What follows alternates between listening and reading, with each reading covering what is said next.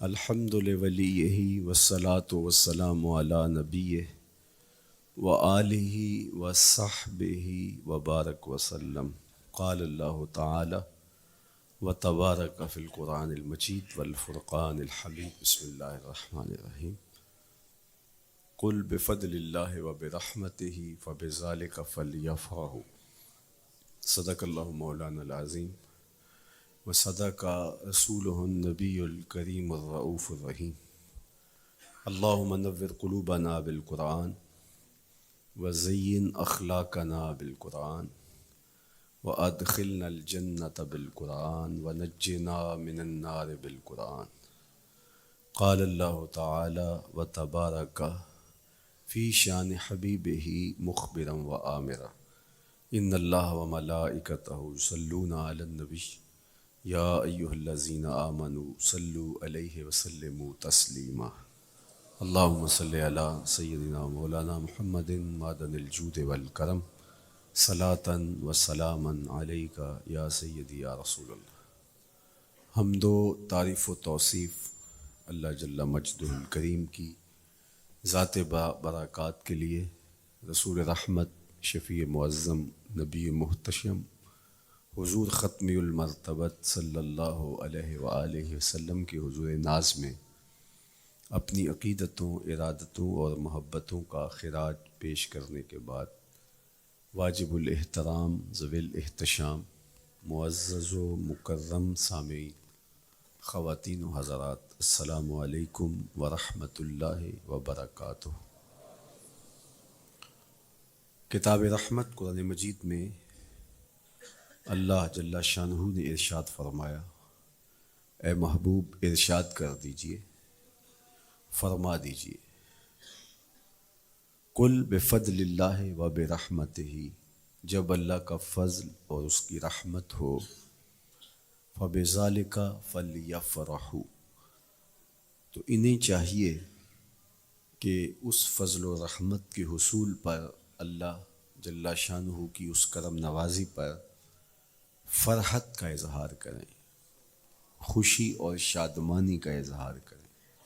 ہوا خیر مما یجمعون، اور وہ جب فرحت کا اظہار کرتے ہوئے، خوشی کا اظہار کرتے ہوئے خرچ کرتے ہیں، تو وہ خرچ کرنا اس مال سے بہتر ہے جو وہ جمع کرتے ہیں۔ تو خوشیوں کا حصول اللہ جل شانہ کا شکر واجب کرتا ہے۔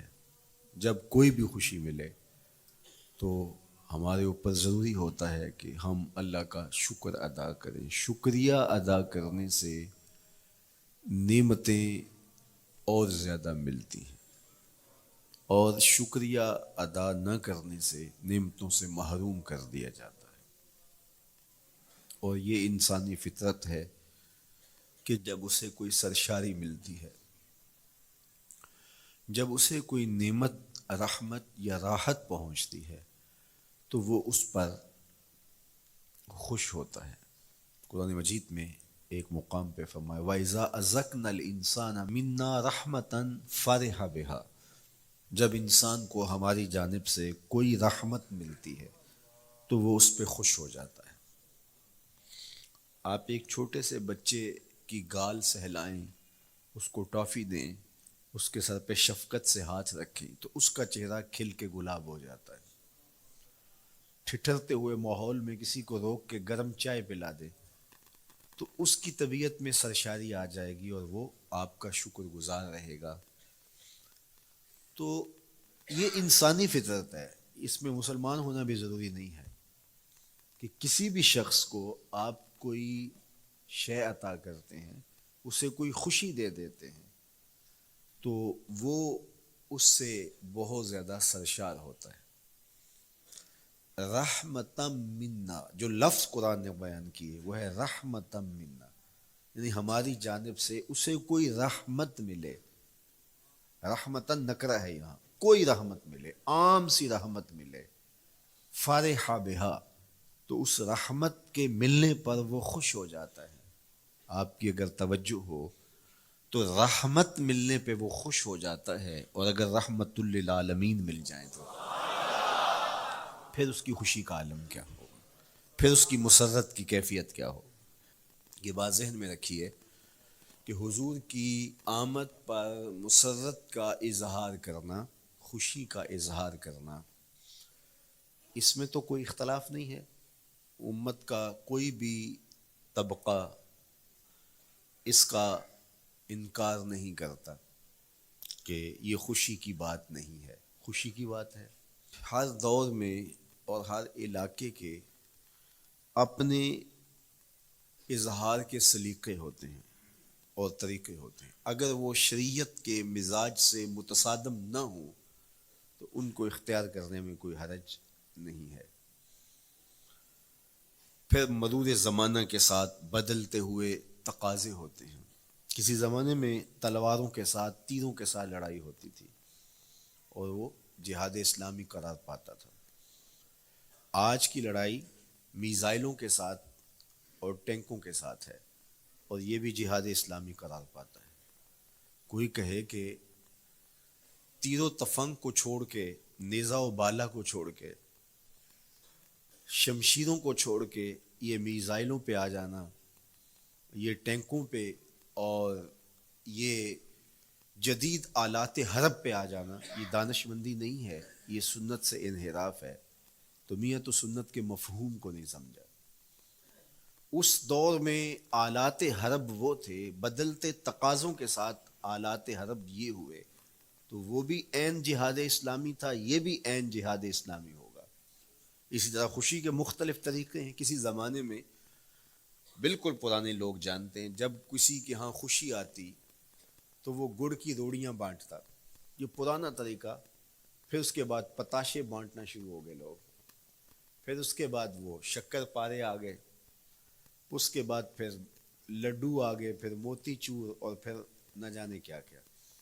لیکن روح ایک ہی ہے۔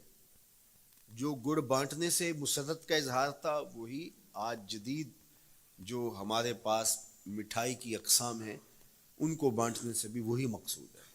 کسی زمانے میں کسی کہ ہاں بیٹا ہوتا تو وہ گھر کے دروازے پہ پتے باندھ دیا کرتے تھے، یہ اس دور کی جھنڈیاں تھیں، اظہار کے لیے کس گھر میں خوشی آئی ہے۔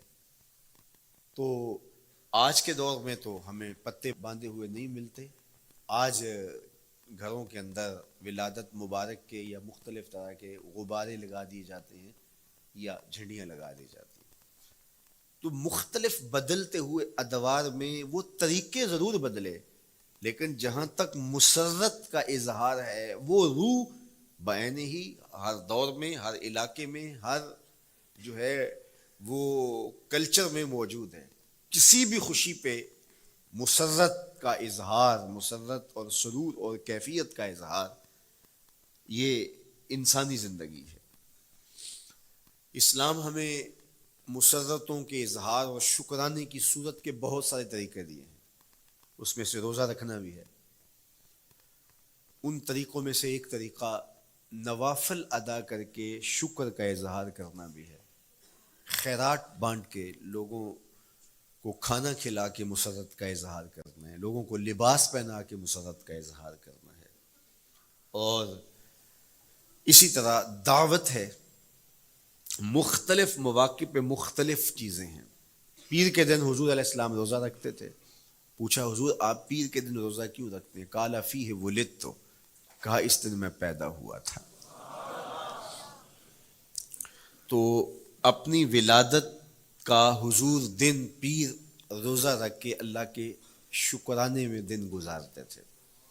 وہ حضور علیہ السلام کی زندگی کا ایک ایک لمحہ رب کے تشکر میں بسر ہوتا ہے، لیکن حضور نے اس کی وجہ بیان کر دی کہ میں اس دن کا روزہ خاص طور پہ اس لیے رکھتا ہوں، فیہ ولدت، اس دن میری ولادت ہوئی تھی۔ اللہ اکبر۔ تو حضور کی ولادت اللہ کی بہت بڑی نعمت، اور اس پر شکرانہ خود میرے حضور نے ادا کیا ہے۔ علماء نے لکھا ہے کہ حضور کی ولادت کی خوشی یہ اللہ کی رضا کا سبب اور ذریعہ ہے۔ آپ نے سنا علماء سے کہ دین کا سب سے بڑا دشمن جس کا نام لے کے مذمت کی گئی وہ ابو لہب ہے. پورے قرآن میں کسی اور کافر کا ابو جہل کا نام بھی نہیں، عتبہ عتیبہ اور امیہ کا نام بھی نہیں ہے. لیکن نام لے کر کے مذمت اگر کسی شخص کی گئی وہ تو ابو لہب کی گئی. حضور علیہ الصلوۃ والسلام جب کوہ صفا پہ جلوہ فراز ہوئے، وَأَنذِرْ عَشِيرَتَكَ الْأَقْرَبِينَ، حکم ہوا پہلے قریبی لوگوں کو آپ اللہ کا ڈر سنائیں. تو حضور علیہ السلام نے قریبی لوگوں میں محنت کی، تو قریش کو، صنادید قریش کو، بنو ہاشم کو بلایا اور بلا کہ حضور نے ایک بات کہی کوہ صفا پہ کہ اگر میں تمہیں کہوں اس پہاڑ کی دوسری جانب سے ایک لشکر آ رہا ہے جو تمہیں کچل دے گا تو کیا میری بات مان لو گے؟ تو انہوں نے کہا اگر نظر نہ بھی آیا تو ہم کہیں گے ہم اندھے ہیں، آپ سچے ہو. ہماری نظروں کو پھیر لگ رہا ہے، آپ جھوٹ نہیں بول سکتے. ہم نے 40 سال آپ کے شب و روز دیکھے ہیں، تو کیسے ہم یہ گمان کر لیں؟ تو حضور نے فرمایا اگر میری ذات پہ اتنا یقین ہے تو مان لو اللہ ایک ہے. تو ابو لہب سب سے پہلے بولا تبا لک ھنالک سائر الیوم الہذا جمعتنا معاذ اللہ، کہ آپ کا معاذ اللہ ہاتھ ٹوٹ جائے، آپ نے اس لیے ہمیں جمع کیا تھا. تو اللہ تعالیٰ جل شانہ نے اس کا جواب دیتے ہوئے ارشاد فرمایا تبت یدا ابی لہب وتب، ظالم تیرے دونوں ٹوٹ جائیں، ظالم تیرے دونوں ٹوٹ جائیں. تو ابو لہب کا نام لے کے مذمت کی گئی. لیکن یہ بدترین کافر جب حضور کی ولادت ہوتی ہے تو اس کی لونڈی سویبہ اس کو جا کے خبر دیتی ہے کہ تیرے مرحوم بھائی کے گھر بیٹا پیدا ہوا ہے. تو یہ بہت خوش ہو گیا، اس لیے نہیں کہ نبی تشریف لائے ہیں، اس لیے کہ میرے مرحوم بھائی کے گھر میں چراغاں ہوا. تو بھتیجا ہونے کے ناطے اس کو ایک سرشاری اور خوشی ہوئی، اور لونڈی کے خبر دینے پر اس نے اشارے سے اس کو کہا جا تو آزاد ہے. اللہ اکبر. یہاں سے یہ بھی سمجھیں کہ حضور نے صحن کائنات میں قدم رکھا، غلاموں کو آزادی ملنے لگی، غلامی کی زنجیریں ٹوٹنے لگی. تو صحابہ کو کہا جا تو آزاد ہے. خیر ابو لہب کی ساری زندگی آپ کو پتہ ہے، لیکن جب مر گیا تو حضرت عباس رضی اللہ تعالیٰ عنہ کو خواب میں ملا. انہوں نے کہا سنا کیسی بیت رہی ہے؟ اس نے کہا سخت مشکل میں ہوں، ڈاڑھی تکلیف ہے، حضور کی مخالفت بڑی مہنگی پڑی. لیکن اتنا ہے کہ جب پیر کا دن آتا ہے، جس انگلی سے اشارہ کر کے لونڈی کو آزاد کیا تھا اس سے ٹھنڈا اور میٹھا مشروب بھی ملتا ہے اور عذاب میں بھی کچھ کمی ہوتی ہے. شارع مسلم امام نووی کے استاد امام ابو شامہ، جو بہت بڑا نام ہے حدیث میں، وہ فرماتے ہیں جب ایک کافر کو حضور کو نبی سمجھ کے نہیں بھتیجا سمجھ کے خوشی کرنے کا بھی صلہ ملتا ہے، تو ایک مومن جو حضور کا غلام ہے اور حضور کو امام اور مقتدا اور نبی رسول اور محبوب سمجھ کے خوشیاں کرتا ہے، اس کو اللہ کتنا کچھ عطا کرے گا. دوستاں کجا کنی محروم تو کے بعد دشمنا نظر داری. جب تو دشمنوں کو اتنا دیتا ہے تو دوستوں کو کتنا عطا کرے گا. تو حضور کی آمد پر مسرت کا اظہار، بشاشت کا اظہار، یہ اہل ایمان کا طریقہ رہا ہے. ہاں جو اس کا انداز ہے، کسی کو نوافل میں زیادہ سرور ملتا ہے وہ نوافل کثرت سے پڑھ لے، کسی کو زیادہ سرور روزے میں آتا ہے تو وہ روزے رکھ کر کے اس شکرانے کو ادا کرے، کوئی ذکر کی مجلس سجا لے. مختلف طریقے موجود ہیں. حضور علیہ السلام تشریف لائے، صحابہ بیٹھے ہوئے تھے، صحیح مسلم میں روایت ہے، سنن نسائی میں ہے اور بھی کتب حدیث میں. محفل بپا تھی تو حضور نے آ کہا ما اجلسکم، کیوں بیٹھے ہوئے ہو؟ تو جو انہوں نے جواب دیا وہ سنیے. جلسنا نذکر اللہ ونحمدہ علی ما ہدانا لدینہ ومن علینا بکا. حضور ہمارے بیٹھنے کا مقصود یہ ہے کہ ہم اللہ کا شکر ادا کر رہے ہیں اس بات پر کہ اس نے ہمیں ہدایت دین عطا کی، ومن علینا بکا، اور آپ کی صورت میں ہمارے اوپر احسان کیا، ہمیں آپ عطا ہوئے، اس پر اللہ کا شکر ادا کرنے کی مجلس سجائے بیٹھے. اب بات تو سادہ سی تھی، لیکن میرے حضور نے ان سے کہا کیا تم اس بات پہ قسم دے سکتے ہو کہ اسی لیے بیٹھے ہو؟ تو انہوں نے کہا جی ہم قسم دیتے ہیں، ہم اسی لیے بیٹھے. فرمایا اٹھاؤ قسم. تو صحابہ نے باقاعدہ قسم دی، ہم قسم اٹھاتے ہیں، ہمارے بیٹھنے کا مقصد یہ ہے کہ اللہ کا شکر ادا کر رہے ہیں، اور آپ کی صورت میں جو انعام خداوندی ملا ہے اس پر اللہ تعالیٰ کا شکریہ ادا کر رہے ہیں. حضور نے باقاعدہ ان سے قسم لی، اور انہوں نے باقاعدہ قسم دی. اب صحابہ کو حیرت تو تھی کہ یہ موقع قسم کا تو نہیں تھا، لیکن حضور نے قسم لی ہے. کیوں؟ حیرت و استعجاب کی کیفیت تھی. حضور علیہ السلام نے فرمایا صحابہ میں تم سے جو ابھی قسم لی ہے یہ کسی تہمت کی بنیاد پر نہیں لی، یعنی تمہارے قول کی صداقت میں مجھے کوئی شک نہیں تھا کہ میں نے قسم سے تصدیق کی ہو، بلکہ اس کا سبب اور تھا. بعض اوقات قسم اس لیے کی جاتی ہے کہ کسی متردد ذہن کو مطمئن کرنا ہوتا ہے، اور بعض اوقات قسم واقعہ کی اہمیت کو بڑھانے کے لیے کی جاتی ہے. کوئی بندہ کہہ رہا ہے کہ جناب فلاں صاحب آ رہے ہیں ہمارے گھر میں، مہمان آ رہے ہیں، تو گھر کے اچھا کہتا ہاں قسم اللہ کی، تو اس کا یہ مطلب نہیں کہ اس کے شک ہوتا ہے، اس کی خوشی اور اس کی مسرت کے اظہار کو بڑھانے کے لیے وہ کہتا ہے کہ ہمارے گھر کے اندر آج فلاں آ رہا ہے، تو وہ کہتا اچھا کہتا ہاں ہاں قسم اللہ کی وہ آ رہا ہے.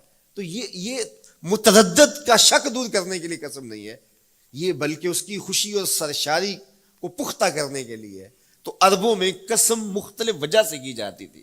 تو حضور نے فرمایا یہ جو میں نے تم سے قسم لی ہے یہ کسی تہمت کی بنیاد پہ نہیں لی، بلکہ اس قسم کا سبب کیا ہے سنو. پھر حضور نے خود بتایا، فرمایا تم یہاں بیٹھے تھے، میں حجرے میں بیٹھا تھا، اتانی جبریل علیہ السلام، میرے پاس جبریل امین حاضر خدمت ہوئے، فاخبرنی ان اللہ یباہی بکم الملائکہ، تو مجھے انہوں نے خبر دی ہے. محبوب ذرا باہر تو نکل کے دیکھو، صحابہ تمہارے اس عمل پر اللہ فرشتوں میں ناز کر رہا ہے، اللہ فرشتوں میں فخر کر رہا ہے کہ دیکھو میں نے ان کو نعمت دی، کتنے قدردان نکلے، اس نعمت کا شکرانہ ادا کر رہے ہیں. اور آج اگر ہم اپنے گھر میں بیٹھ کے، اپنی مسجد میں بیٹھ کے حضور کی صورت میں انعام خداوندی کا شکریہ ادا کرتے ہیں تو اللہ کی رحمتوں سے بعید نہیں کہ اللہ فرشتوں سے کہے دیکھو صدیاں بیت گئیں، یہ آج بھی شکرانہ ادا کر رہے ہیں، اور یہ بات میری اور آپ کی بخشش کی ضمانت قرار پائے.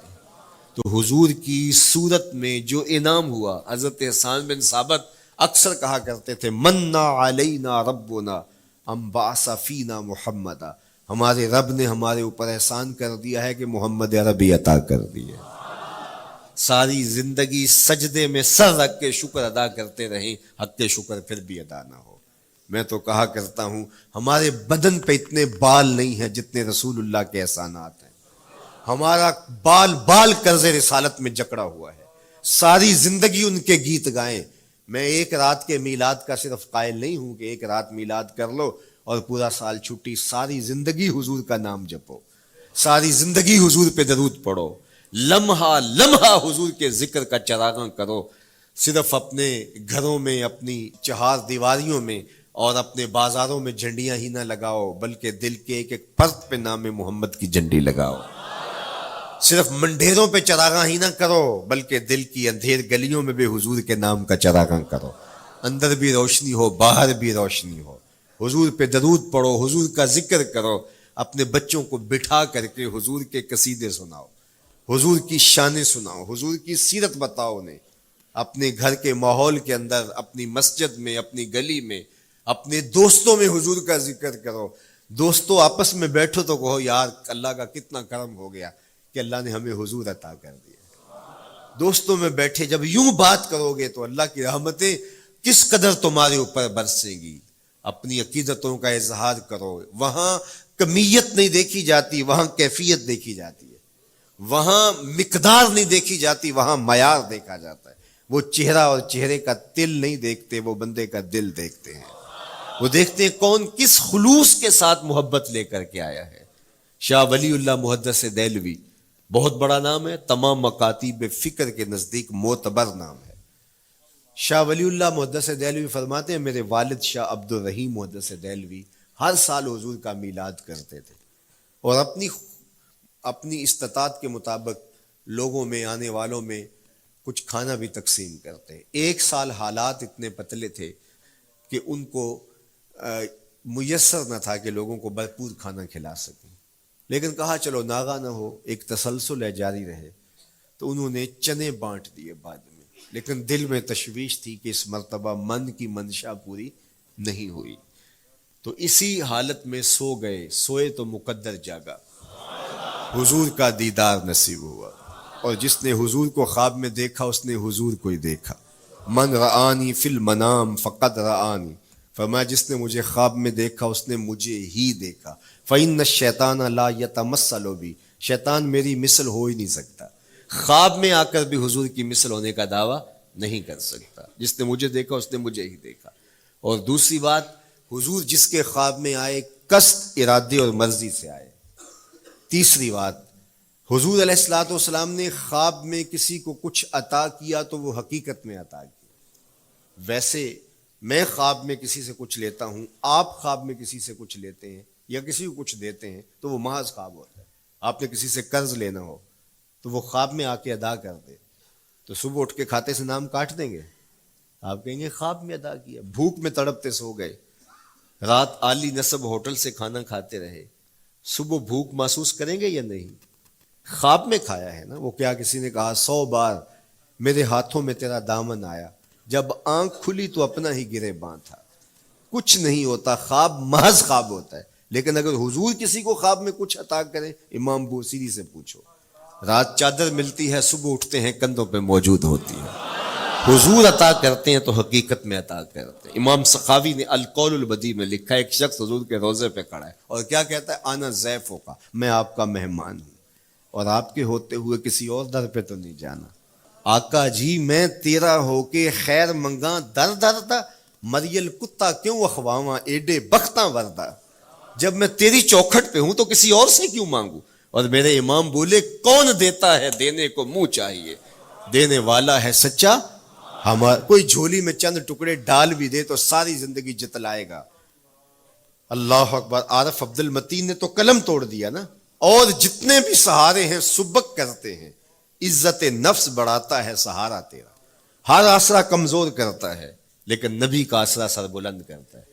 کسی چودھری کا، خان وڈیرے کا مانگت سر اٹھا کے چل سکتے کہ میں فلاں کا مانگت ہوتا ہوں اور جس کو خیرات مدینے کی گلی سے ملی ہو؟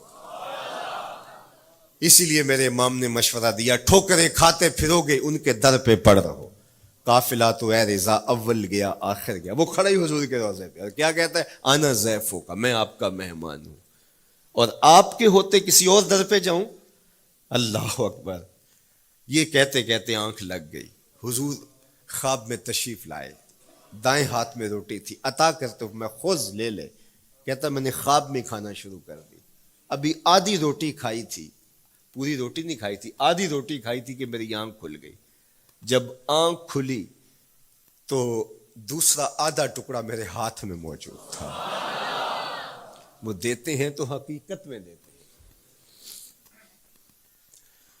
تو شاہ ولی اللہ محدث دہلوی فرماتے ہیں کہ میرے والد شاہ عبد الرحیم محدث دہلوی نے خواب میں حضور کو دیکھا، اور چونکہ دن یہ عمل گزرا تھا اور کہ مہمانوں کو خاطر خواہ تواضع نہیں کر سکا تھا، تو حضور کے سامنے نواع اقسام کی چیزیں پڑی ہیں، اور میں میرے والے چنے بھی موجود ہیں اور حضور ان کے ساتھ شفقت فرما رہے ہیں۔ تو یہاں معیار دیکھا جاتا ہے، مقدار نہیں دیکھی جاتی، یہاں کمیت نہیں دیکھی جاتی، کیفیت دیکھی جاتی ہے۔ یہاں چہرے اور چہرے کا تل نہیں دیکھا جاتا، یہاں آنے والے کا دل دیکھا جاتا۔ یار چہرہ تو چمکدار تھا، اسی لیے ابو لہب کہتے ہیں نا شعلے کی طرح چمکتا ہوا، لیکن جہنم کا ایندھن بنا، اور کالے رنگ والا، ہونٹ موٹے ہیں، لیکن کعبے کی چھت میں کھڑا اذان دے رہا ہے۔ اذان ازل سے تیرے عشق کا ترانہ بنی، نماز تو اس کی دید کا ایک بہانہ بنی، ادائے دید سراپا نیاز تھی تیری، کسی کو دیکھتے رہنا نماز تھی تیری۔ تو عقیدتوں کے رنگ اور محبتوں کے رنگ حضور علیہ السلام کے ساتھ جب کوئی پیش کرتا ہے تو رائے گانی جاتی۔ یہ وفاداروں کا در ہے، یہاں بے وفائی کا تصور ہی نہیں ہے۔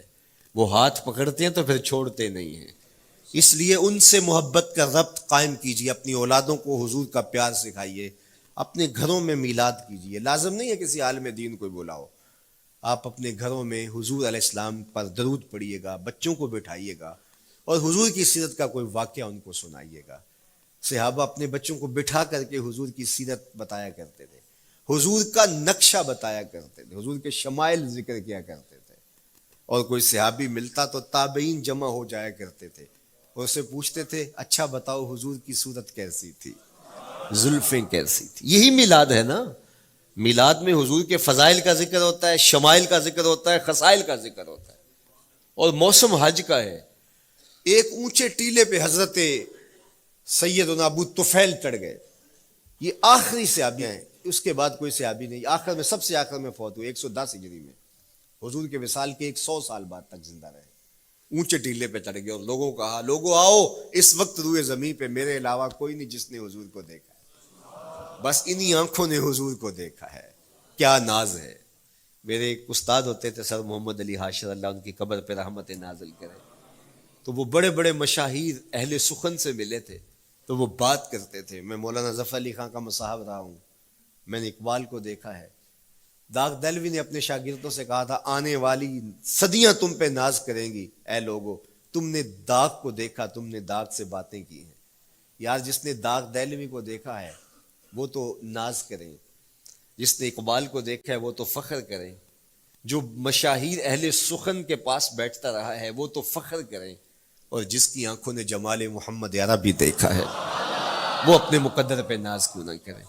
تو کہا لوگوں آؤ، اس وقت روئے زمین پہ میرے علاوہ کوئی نہیں جس نے حضور کو دیکھا ہو، آؤ مجھ سے حضور کی باتیں سنو. لوگ جمع ہو گئے اور کہا صف لنا رسول اللہ، تم نے حضور کو دیکھا ہے تو بتاؤ حضور کیسے تھے.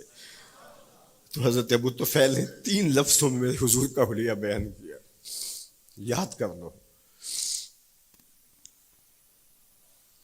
حضرت ابو طفیل نے کہا کان رسول اللہ صلی اللہ علیہ وسلم ابیض ملیحا مقصدا. ایک تو چٹے رنگ کے تھے، ایک تو حضور کا رنگ گورا تھا. دوسری بات ملیحا، حضور کا حسن نمکین تھا. اور تیسرا مقصدا، حضور متوازن تھے، نہ قد لمبا نہ قد پست، سوا صدر والبطن، سینہ اور پیٹ برابر. لیسا بالطویل الممغط ولا بالکثیر المتردد، نہ پست کے عجیب دکھائی دیں نہ اتنے لمبے کے عجیب لگیں بلکہ درمیانہ قد. لیکن اذا جامع القوم غامرہم، سن لو حضور کا قد تو درمیانہ تھا لیکن جب لوگوں کے درمیان چلتے حضور کے کندھے لوگوں کے سروں سے اونچے دکھائی دیتے. یہ اللہ نے شان دی اپنے محبوب کو.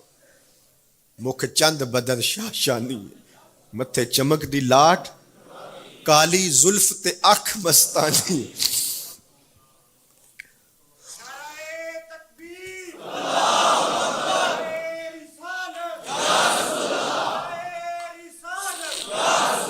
کالی زلف تے اکھ مستانی ہے، مخمور رکھی ہیں مد بھریاں.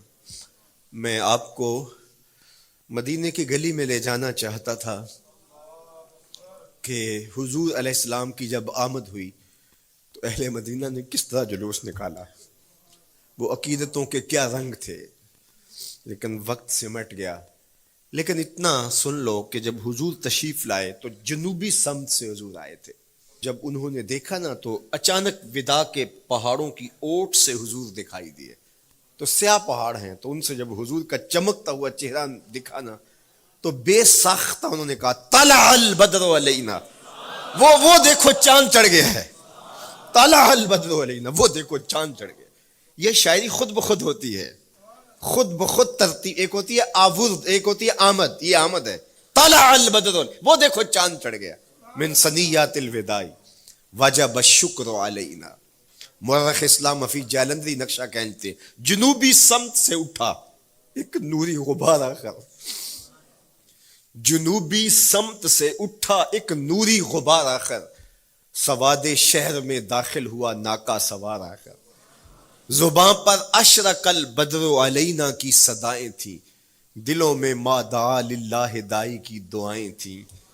نبوت کی سواری جس طرف سے ہو کے جاتی تھی، درود و نعت کے نغمات کی آواز آتی تھی.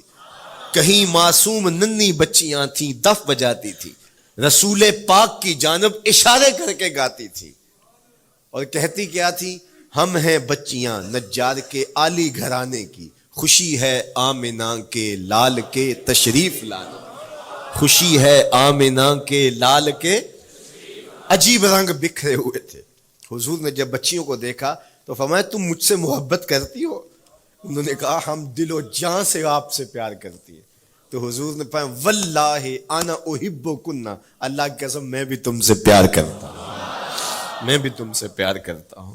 لوگ گھروں کو سجائے بیٹھے، ہلم الینا یا رسول اللہ الی العدد والعدۃ والمن، حضور آ جاؤ نا، آ جاؤ، ہمارے پاس اسلحے بھی ہیں، کسی نے حملہ کیا توڑ کے رکھ دیں گے، ہمارے بڑے بڑے گھر ہیں، مہمان آئے سنبھال لیں گے، رک جاؤ نا ہمارے گھر. اب اتنے چاہنے والے ہوں تو کس کو پذیرائی دیں؟ حضور اونٹنی کی مہار گردن پہ ڈالتے، فرماتے خلو سبیلہا ناقتی مامورۃ من اللہ، اس کی راہیں چھوڑ دو، یہ اللہ کے حکم کی پابند ہے. کہتے ہیں لوگوں نے اونٹنی کو چارہ دکھانا شروع کر دیا کہ چلو اونٹنی بیٹھ جائے. اللہ اکبر، پانی ہڑا نو لوڑ کی راہ براندی، پہنچے آپ دریار سرکار یارا. یار جب محبت پیدا ہوتی ہے یار منانے کے ڈھنگ بھی سیکھ لیے جاتے ہیں، محبت بتا دیتی ہے محبوب کو کیسے منانا ہے. لیکن حضور فرماتے خلو سبیلہا ناقتی مامور، راہیں چھوڑ دو، میری اونٹنی اللہ کے حکم کی پابند ہے، یہ سبز چاروں کے لالچ میں آنے والی نہیں ہے، چھوڑو چھوڑو اس کا راستہ.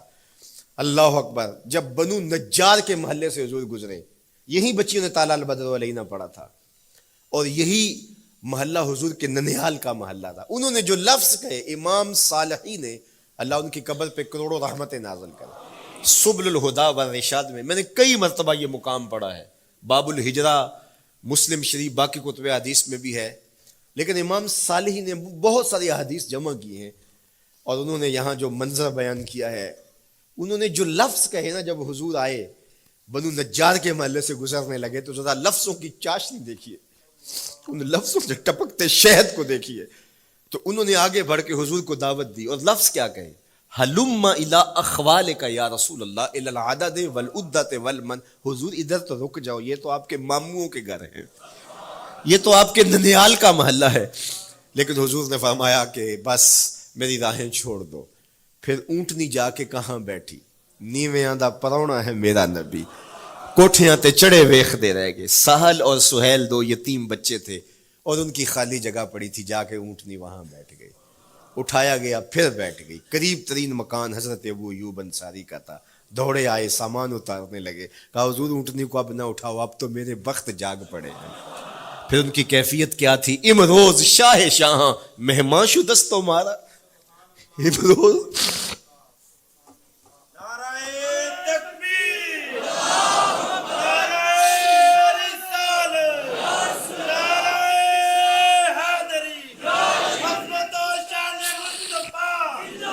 امروز شاہ شاہاں مہمان شو دستو مارا، جبریل با ملائک درباں شو دستو مارا.